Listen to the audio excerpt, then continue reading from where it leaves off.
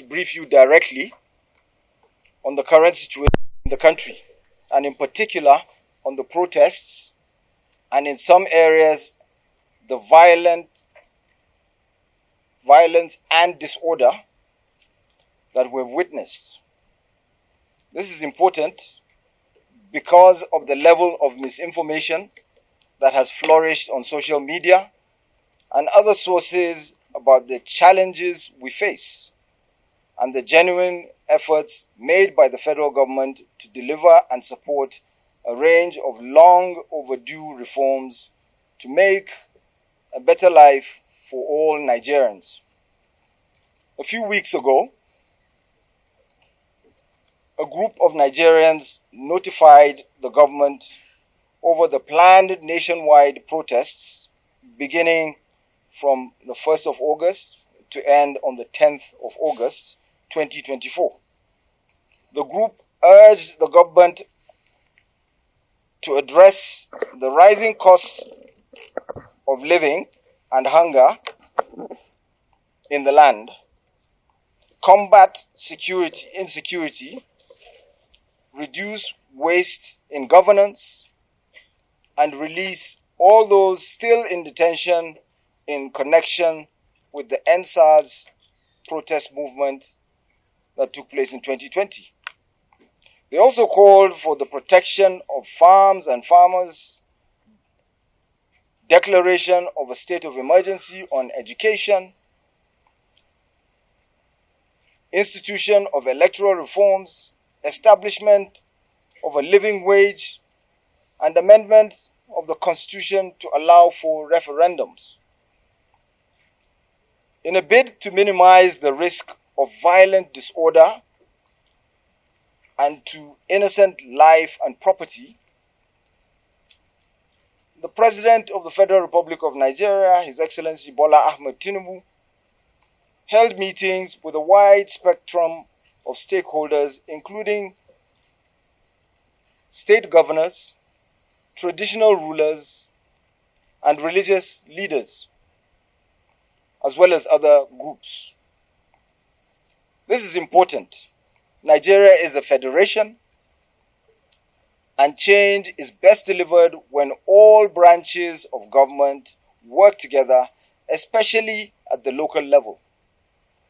President Tinubu called on the organizers to be patient with his government as it works to address Nigeria's challenges. He urged them to understand that there could be no instant fix to the legacy of decay that he had inherited.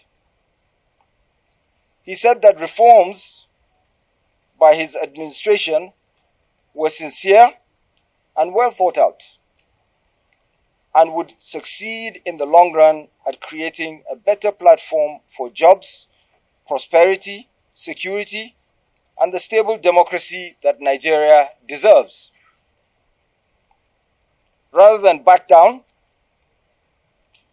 the organizers of the protests promised that the protests would be peaceful, listed out the various venues to be used, and requested the police to provide adequate coverage and protection to ensure peaceful and crisis-free protests. However, contrary to their promise, some of the protesters unleashed violence and turmoil in some parts of the country, with wanton destruction of properties and bloodshed leading to the loss of lives. As is common in many parts of the world,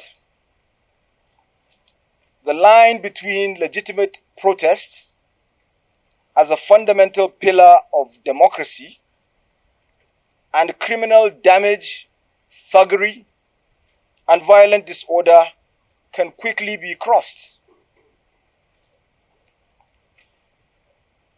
In the national broadcast on Sunday, 4th August 2024, the President expressed pain over the loss of lives, the destruction of public facilities, and the wanton looting of supermarkets and shops in some states. The president commiserated with the families and relations of those who had lost their lives in the protests. He urged protesters and organizers to suspend any further protests and create room for dialogue. He warned that those who broke the law would be made to face the full force of the law.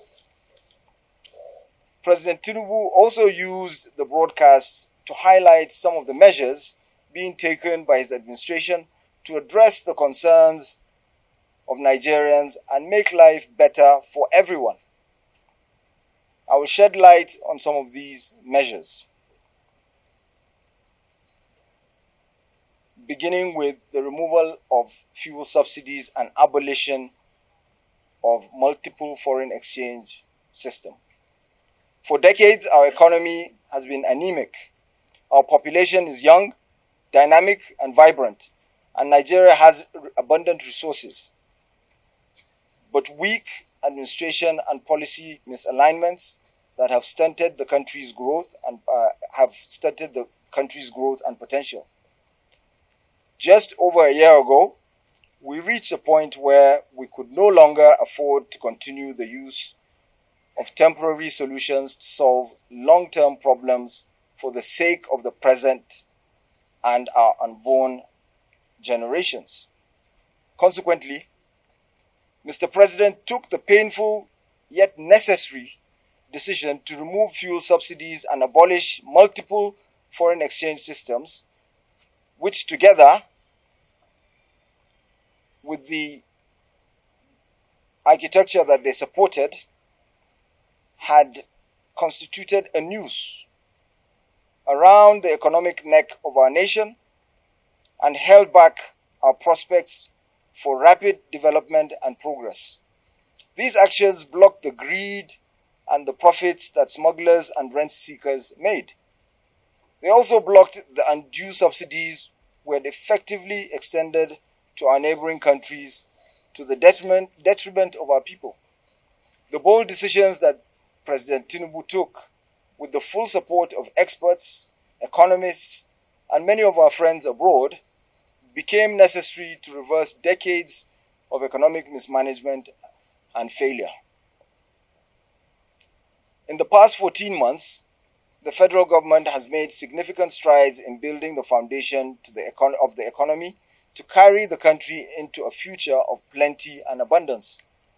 On the fiscal side, aggregate government revenues have more than doubled, hitting over 9.1 trillion naira in the first half of 2024 compared to the first half of 2023, and this was due to deliberate and concerted efforts at blocking leakages, introducing automation, and mobilizing funding creatively without additional burden to the people.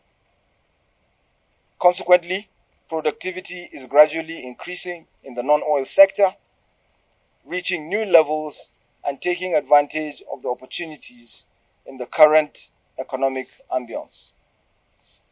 Coming from a place where our country spent 97% of all our revenue on debt servicing, we've been able to reduce that to 68% in the last 13 months. The federal government has also cleared legitimate outstanding foreign exchange obligations of about 5 billion without any adverse impact on her programs. This has given us more financial freedom and the room to spend more money on our citizens to fund essential social services like education and healthcare. It has also led to our state and local governments receiving the highest allocations ever in our country's history from the Federation account. The government has also embarked on major infrastructure projects across the country. We're working to complete inherited projects critical to our economic prosperity, including roads, bridges, railway, power, and oil and gas developments. Notably, the Lagos-Calabar Coastal Highway, the Sokoto-Badagry Highway projects will open 16 connecting states, creating thousands of jobs and boosting economic output through trade, tourism, and cultural integration. Our once declining oil and gas industry is experiencing a resurgence on the back of the reforms of President Bola Ahmed Tinubu, which he announced in May 2024 to address the gaps in the Petroleum Industry Act.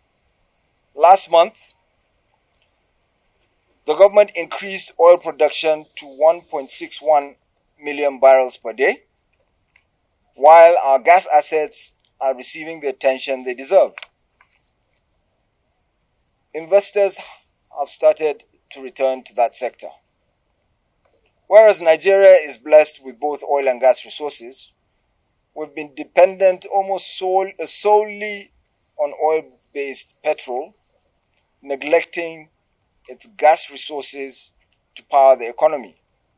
We're also using our hard-earned foreign exchange to pay for and subsidize its use.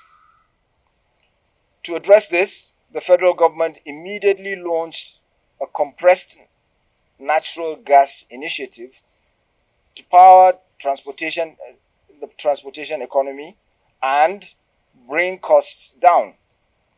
This will save the country over 2 trillion naira a month, being used to import premium motor spirits, petrol, and automotive gasoline oil, AGO, that's diesel, and free up our resources for investment in healthcare and education. To this end, the government will be distributing 1 million kits at extremely low or no cost for commercial vehicles that transport people and goods and which currently consume 80% of the imported PMS and AGO.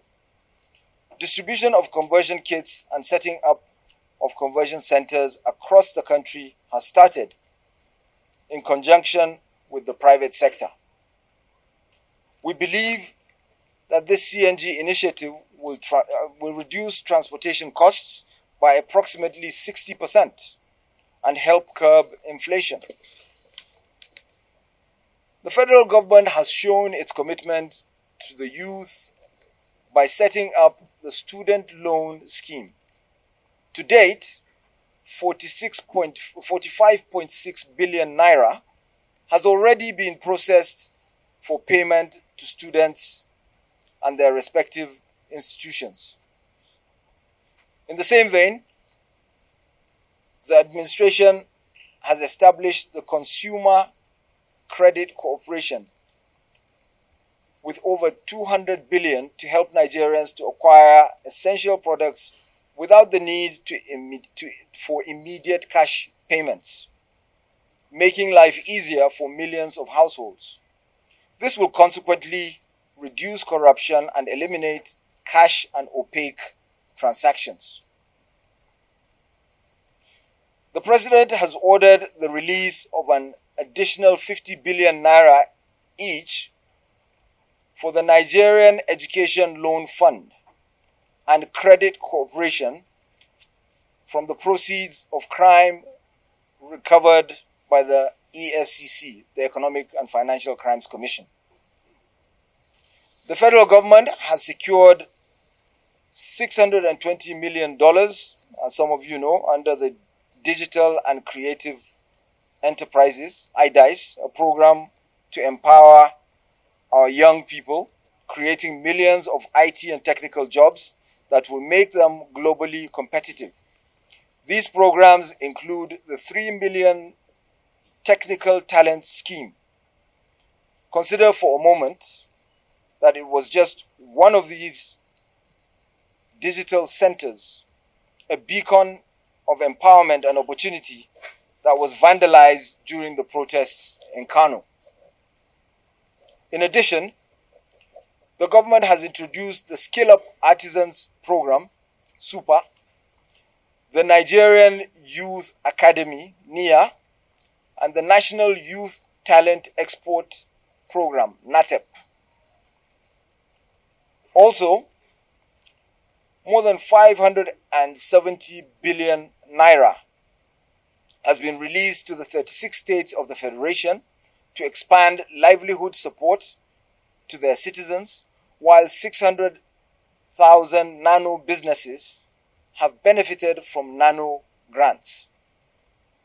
An additional 400,000 more nano businesses are expected to benefit. Furthermore, 75,000 beneficiaries have been processed to receive 1 million naira micro and small business single-digit interest loans beginning from this month. The government has also built 10 micro, small, and medium enterprises hubs within the past year. It has created 240,000 jobs through them, and 5 more hubs are in progress, which will be ready by October this year. Payments of 1 billion naira each are also being made to large manufacturers under the administration's single-digit loans to boost manufacturing output and stimulate growth. President Tinubu signed the national minimum wage into law last week, and the lowest earning workers in the country will now earn a minimum of 70,000 naira a month from the previous monthly wage of 30,000 naira. This move is expected to have a positive impact on the lives of many workers and their families.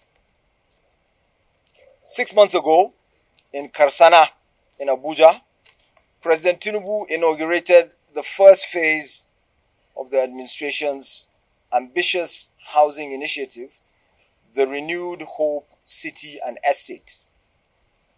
This project is the first of six that the government planned across the nation's geopolitical zones. Each of these cities will include a minimum of 1,000 housing units, with Karsana itself set to deliver 3,212 units. In addition to these city projects, the government is also launching the Renewed Hope Estates in every state, each comprising 500 housing units, and the goal is to complete a total of 100,000 housing units over the next 3 years.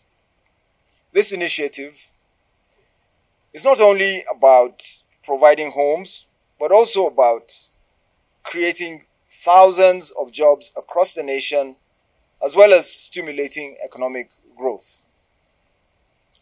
The federal government is providing incentives to farmers to increase food production at affordable prices.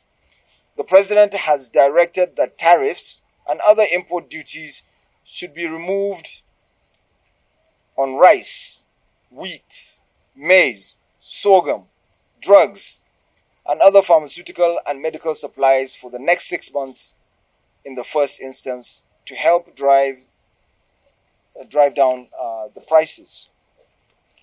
President Tinubu has been meeting with governors and key ministers to accelerate food production. Let me emphasize again, in our democracy, the president can lead, but effective government and delivery in a federal system is partnership between the center, the state, and the local government. And we're showing that when this partnership is at its best, it delivers. To this end, fertilizers have been distributed. The target is to cultivate more than 10 million hectares of land to grow food. The federal government will provide all necessary incentives for this initiative, whilst the states provide the land, which will put millions of our people to work and further increase production. In the past few months, the federal government has also ordered mechanized farming equipment such as tractors and planters worth billions of naira from the United States, Belarus, and Brazil.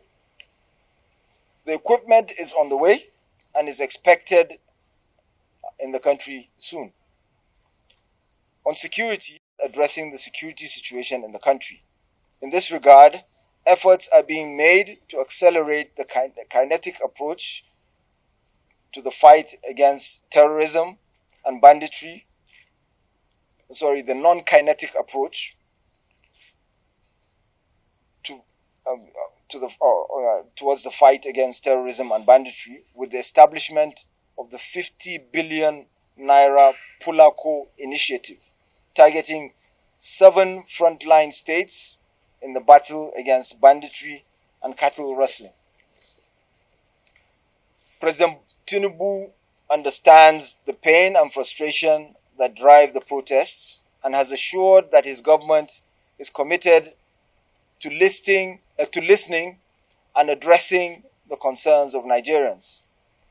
He has appealed particularly to the youths and advised them not to let violence and destruction tear the country apart.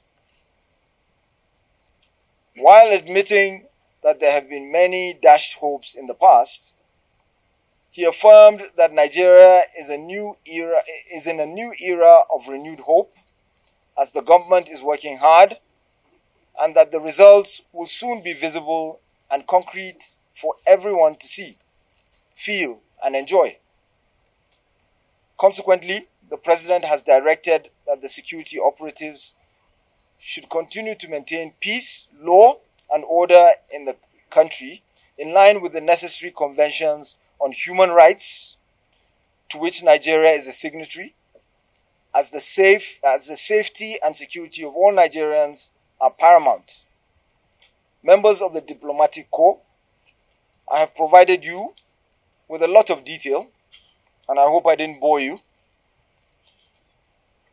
and some of the facts and figures that reflect where we are and what we, as a responsible, elected government, are trying to do.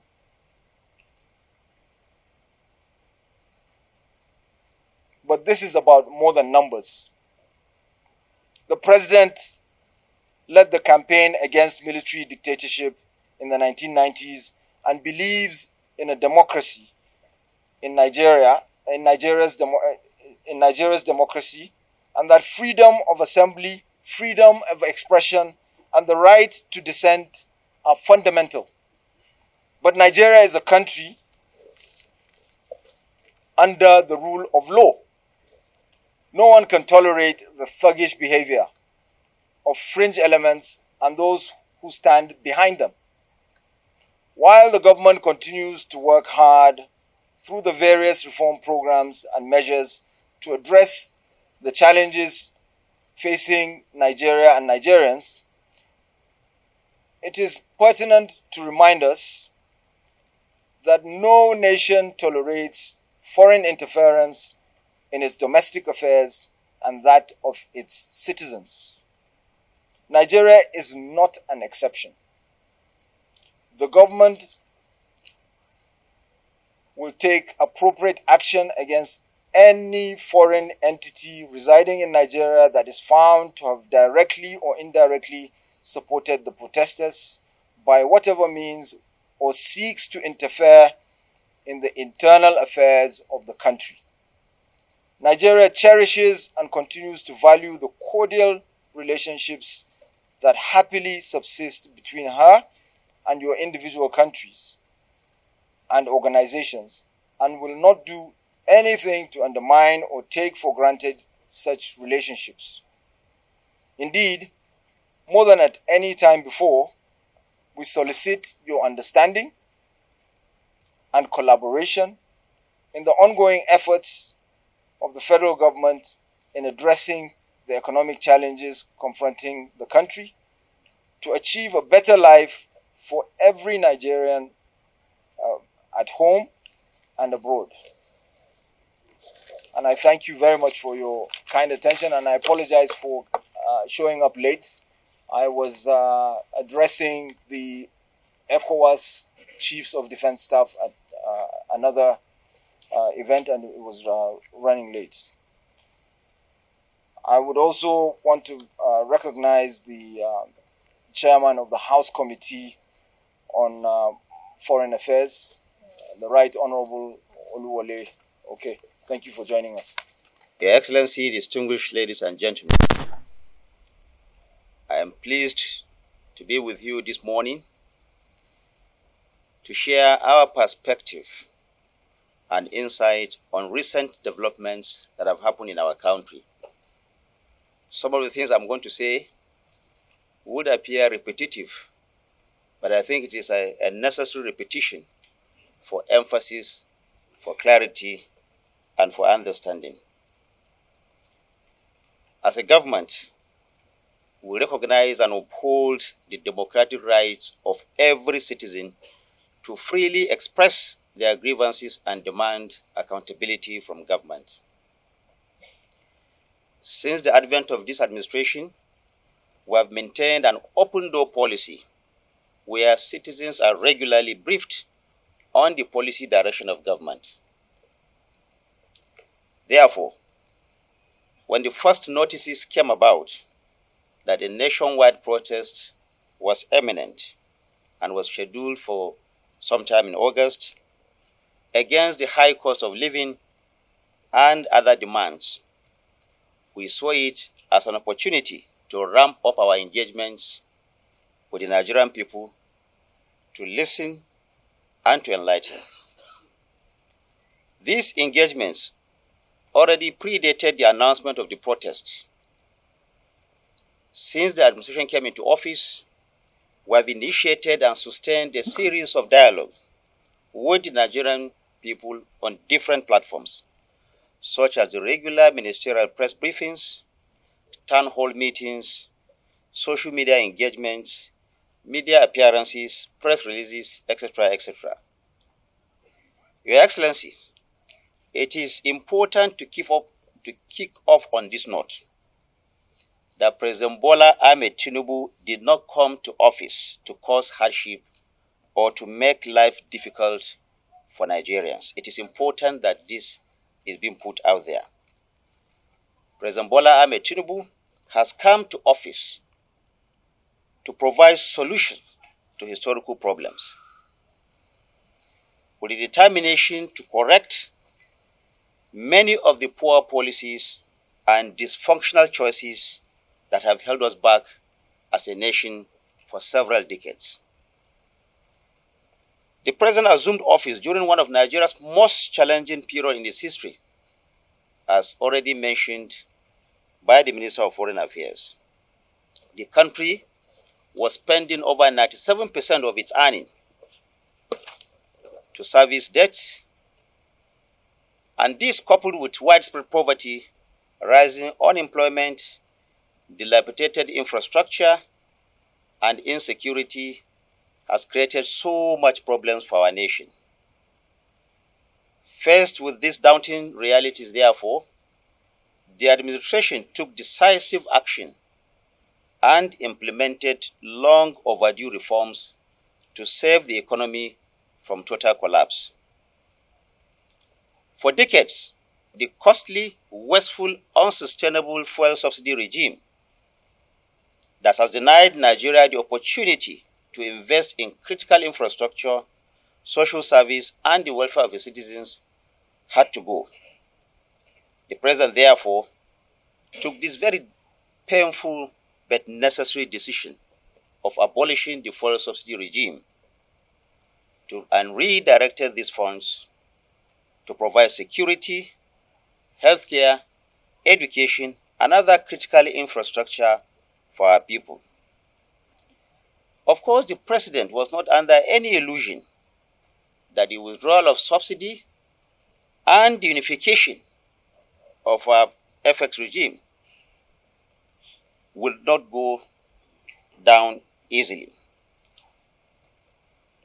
The decision taken, therefore, by Mr. President to ensure that fuel subsidy had to go for good was largely a very unpopular one because people felt that it was going to take necessary funds away from their pockets. But these reforms and this policy are all necessary tools that we require. And like the Minister of Foreign Affairs said, to provide those things that Nigeria has been denied of for so many years. But while doing that, government took necessary steps to ensure, one, to bring down the prices of goods and services. The President had approved the suspension of import duties and taxes on essential items for a 150-day period to ensure that food prices come down in the short term, while the administration is investing heavily in agriculture to ramp up local production and provide food not just for our local consumption, but possibly for export in the medium and long term. Like the Minister of Foreign Affairs said, investments have gone into areas such as healthcare, such as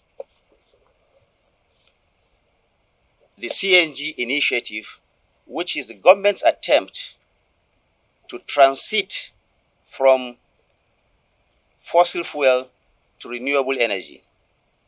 This will not just make the environment cleaner and safer for all of us, but will also ensure that the cost, especially of public transportation, comes down, like the minister said, by over 60%.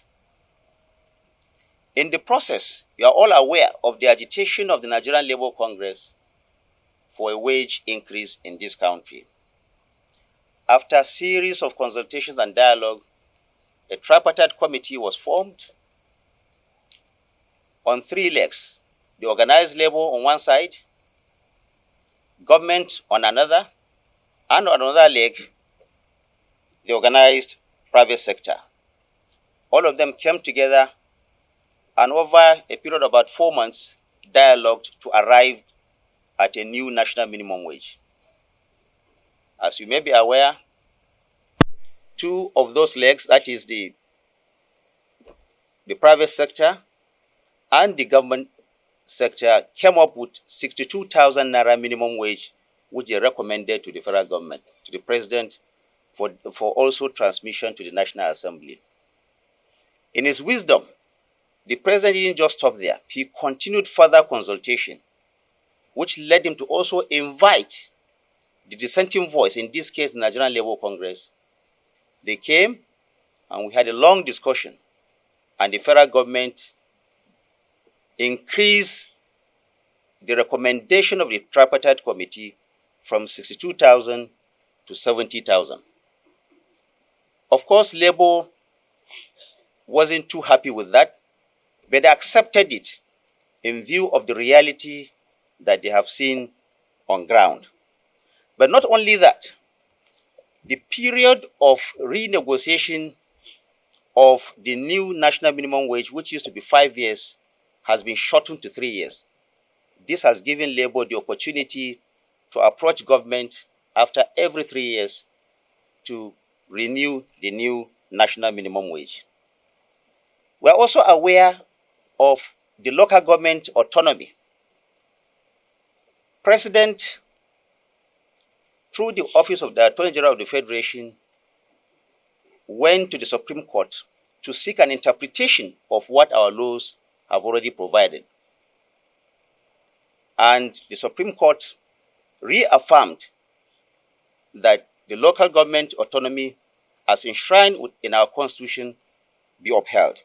Now, what this means is that the third tier of government, the local government at the grassroots, that is closer to the people, will have the opportunity to utilize resources meant for them directly. What we have seen in the last 2 decades is that funds meant for that tier of government usually end up with the state governors. And therefore, with this new pronouncement by the Supreme Court, the local government autonomy has been reaffirmed And this will now bring the attention of the people closer to local government. In other words, people at the grassroots will feel the impact of governance more than ever before. This in addition to so many other things that the minister has mentioned that I don't want to repeat. But let me say this, that those who are in the forefront of this protest or this agitation for better governance are largely the youth of this country, ages between 18 and 40. They account for a large chunk of our population. Therefore, the president came up with a flurry of policies that aimed at ensuring that youth take center stage in all policy direction of government. The minister has mentioned the students' loan scheme. This is a scheme that is enabling young people who are qualified to go to school and who indeed want to go to school but do not have the means to do so, will be supported by government to ensure that they are not denied access to education on account of the inability of their parents to fend for them. What this means, as of course we see in other climes, is that provided you have admission letters and you desire to go to school, whether your parent, your father, your guardian, or whoever is unable to pay for your fees, you will not be denied access to education on account of that. There's a provision that government has made for over 2 million students as we speak. Right now, less than 150,000 applications have been received. All the applications that have been received, provided all the guidelines have been filled, have been provided for, and not just in the payment of fees. There is also an opportunity for them to have stipends so that they can have better upkeep while they are in school. This is a youth-focused initiative of this administration. But beyond that, the federal government also, under President Bola Ahmed Tinubu, and this is unprecedented, and I think we need to mention this, there is also the new graduate support scheme that the federal government has put out there. What this means is that in response to the high unemployment that we have in our country, all young graduates who have gone to school but are unable to find jobs will, from now going forward, be able to be recipients of stipend to keep them going up until such a time when they find gainful employment. This is a new initiative of this government. It has never happened in this country. Beyond that, the minister has mentioned, for example, the 3 million jobs that the government has provided between now and between now and the next 2 years, to ensure that at least 3 million of our youths who want to take advantage of technology, of the digital space, are able to be trained so that they can have access to capital and training that they require for them to go into technology. Already about 300,000 of our youths have been so trained in that direction. Now, these are also the Skill Up program that the minister has said, a lot of other programs that the youths are agitating for that are already out there. So the message that we have always said, is that there was no need for the protest. Why the government, and the president particularly, is not an opponent of protest, provided they were undertaking, following due processes and also respecting our laws. We have always had this fear that once these protests began, the likelihood was that hoodlums and other criminal elements will seize the opportunity and unleash mayhem and violence across the land. We have said that consistently, and that has come to pass. Now, the message we want to put across is this, that while government oppose the democratic right of every Nigerian to engage in any meaningful protest, the right of such individuals should end where other people's rights also begin. What we have seen is that protests that appear to have begun peacefully now turned violent, confirming the kind of prediction that we have had. So they were no longer protests, they now became riots, they became mob action, people were maimed, vehicles were touched, buildings were destroyed. There's even an instance where a rice mill, if a protester is arguing that there's not enough food for people to eat, why would you now go to a rice mill and touch that rice mill that had in storage tons of rice for people to buy? This has created a lot more problem for our people. So what we're trying to say is that while it is necessary that protests as part of democratic norms are allowed and should be allowed, and like I said, this government and the president are not in opposition to that, but it is necessary to point out that, like the Minister of Foreign Affairs has said, no country will fold its arms and allow mob action, hooliganism in the name of protest. This cannot lead us anywhere. I know that these protests have also disrupted even the activities of your various missions in this country. The protests that we wanted to see and which the security agencies were prepared for and indeed collaborated with are processions where people will express whatever they wanted to say without necessarily creating problems in our country. Sadly, this has come to pass. Against this backdrop, it is easy to understand the federal government's response when faceless groups issue a protest notice. Our view was, like I've said, and it still is, that this is not the time for this protest. Our focus should be on allowing these various initiatives of government and interventions to manifest fully. Genuine reforms, as we know all over the world, take some time, but are always guaranteed to deliver on what they promise. We mobilize to engage fully and freely with traditional rulers, religious leaders, youth groups, civil society organizations, etc., to appeal to them to shelve the planned protest and instead embrace dialogue. We also knew that a protest of this nature, like I've said earlier, that is lacking coherent demands or even an organized structure was very likely to be hijacked by elements that do not have Nigeria's interests at heart. Very sadly, this is what played out in the last 1 week. Regrettably, what began as peaceful protests in some states and the Federal Capital Territory was soon hijacked. There were reports of arson, vandalism, looting, clashes with law enforcement agencies in several cities. Tragically, these incidents led to the loss of innocent lives and significant damage to property. No doubt, government is not happy about that and wishes to use this medium to also commiserate with family members of those who have lost their loved ones. The message that we want to say here is that we want members of the diplomatic community to understand that critical reform that the administration has embarked upon were likely to bring hardship.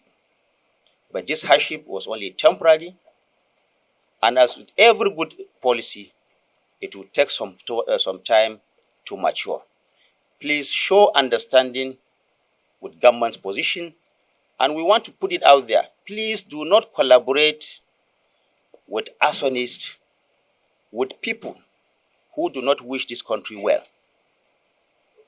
We also have to be careful with the kind of information and disinformation that we find everywhere.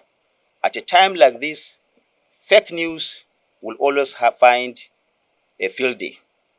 It is left for us to pick and choose, assimilate, or reject whatever we feel is not proper for our country. Join us as we march on this journey to ensure that Nigeria returns to its path of prosperity. But this cannot happen if we do not go through this kind of challenging times. We are a democratic nation. The intention of this government is to uphold the principle of democracy as we march on. But there is no room for criminals, for elements that do not wish our country well. I thank you for your attention. Basic reasons and circumstances for some things. And I think you can come forward to my office. We have a very good relationship with the Polish embassy. And if there are joint issues that we need to address or look into, my Director General and the Department of State Services are very much open to any joint meetings that would help us resolve some knotty issues. They were picked as a result of security, enforcement, and drills, and possibly because of where they were when the incident happened. It is not a targeted operation at Polish citizens, not at all. And maybe let me use this opportunity to speak on behalf of my Director General and the DSS. We will continue to discharge our obligations and responsibilities as Nigeria's foremost domestic security organization. And we believe that we have to work in sync with all of you who are men and countries of goodwill. And our operations must be governed by democratic principles and protocols that emphasize freedom and human rights, and of course, intelligence and security governance. We will obey all of this, whether we are dealing with Nigerians or whether we are dealing with foreigners. But we just have a plea.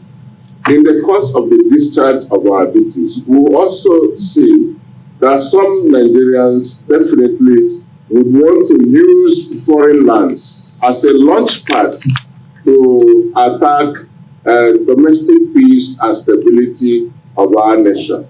And ours will be to make a plea to you.